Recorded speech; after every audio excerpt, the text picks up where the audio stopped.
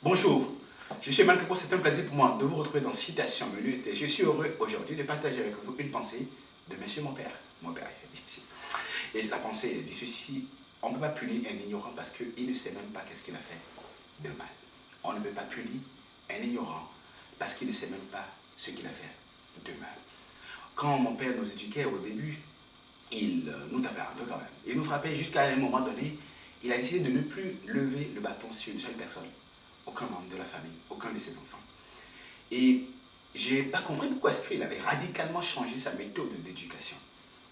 Et un jour, je lui ai demandé, mais papa, telle personne déconne, pourquoi est-ce que tu ne le tapes pas? Alors que nous, quand on était petits, tu nous tapais à la moindre faille, à la moindre erreur que nous commettions.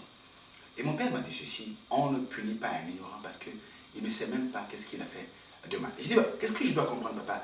Il m'a dit, écoute, il faut que je prenne le temps de leur expliquer, de leur montrer qu'est-ce qui est bien, qu'est-ce qui n'est pas bien, qu'est-ce qu'il faut faire, qu'est-ce qu'il ne faut pas, et pourquoi est-ce que c'est telle chose qu'il faut faire.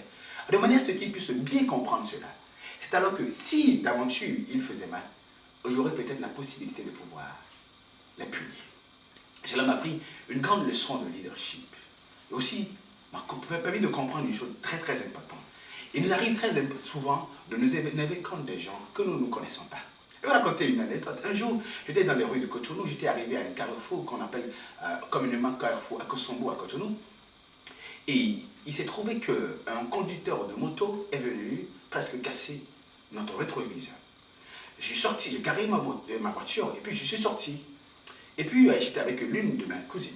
Je suis sorti et on était à un grand carrefour. Je suis une personne très connue à Cotonou. Et le gars qui conduisait du moins sa motocyclette s'est aussi arrêté. Et j'ai failli commencer par lui donner des leçons sur pourquoi il ne devait pas conduire de cette façon. Pourquoi est-ce qu'il devait revoir sa façon à lui de conduire. J'allais me mettre en spectacle. Et ma cousine m'a dit, Herman, fais attention à toi. Tu as une personnalité. Elle dit, oui, qu'est-ce que tu veux dire? Elle dit, regarde, fais attention à toi parce que tu ne vas pas te mettre en spectacle à cause de cette personne. Tu ne vas pas alors penser que les principes que toi tu connais, les règles que tu connais, que tu aimerais qu'on applique quand on conduit, quand on est en ville, quand on se comporte dans la vie de façon générale, tu ne veux pas t'attendre à ce que ce conducteur de moto puisse maîtriser les mêmes principes.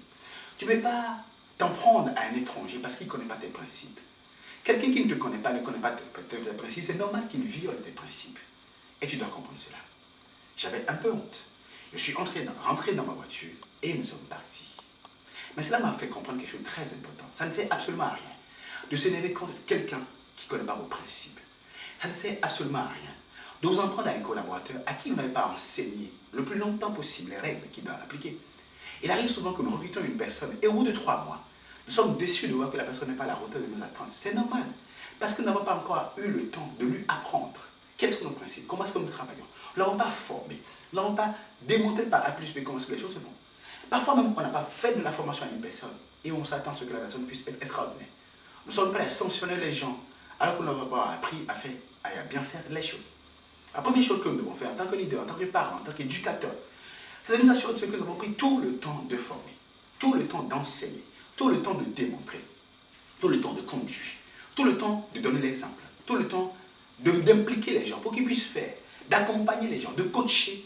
Et c'est alors que lorsque les gens ne produisent pas du résultat, après que nous ayons pris jusqu'à 18 mois, voire 3 ans à les former, à les coacher, à les accompagner, parce que la transformation et la formation d'un individu prend du temps, c'est alors que nous allons commencer par envisager la possibilité de nous séparer d'eux, ou de les punir, ou de les sanctionner par une punition. La punition, elle est bonne. Le bâton, il est bon pour éduquer, pour élever. Mais ces choses ne sont bonnes que lorsque le leader, l'éducateur, lorsque le parent a joué pleinement son rôle d'accompagnement et de formation. Et c'est pour cela que, d'ailleurs, on dit, on ne peut pas déléguer une tâche à une personne sans avoir formé la personne.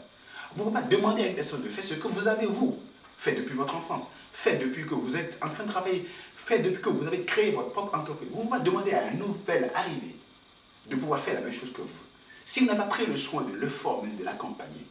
Et c'est pour cela que, pour nous les leaders, cette pensée alors de mon père qui dit, on ne peut pas punir l'ignorant parce qu'il ne sait même pas ce qu'il a fait de mal, est important pour nous les leaders, pour ceux qui veulent éduquer.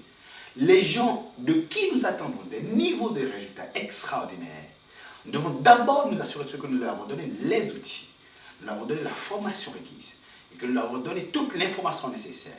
et que nous leur donne le temps de pouvoir commettre des erreurs et de se reprendre de leurs erreurs. Et c'est alors qu'ils ont fait tout ce parcours que nous pouvons commencer par faire des évaluations. L'évaluation et la responsabilisation, l'accusation n'est possible que lorsqu'on a pris le soin d'accompagner, que lorsqu'on a pris le soin d'outiller, que lorsqu'on a pris le soin de coacher, que lorsqu'on a pris le soin de faire avec, que lorsqu'on a pris le soin d'autonomiser les gens à un tel niveau où nous sommes sûrs que maintenant, ils peuvent aller faire seuls. Et c'est alors que nous pouvons leur appliquer la loi la plus sévère possible. Et en dernier ressort, comprenez quelque chose de très important. Si vous êtes un leader, que vous voulez produire du résultat avec les autres, appliquez-vous des principes qui soient plus durs que ceux que vous appliquez aux autres. Car on ne peut pas punir un ignorant parce qu'il ne sait même pas ce qu'il a fait de mal. À demain.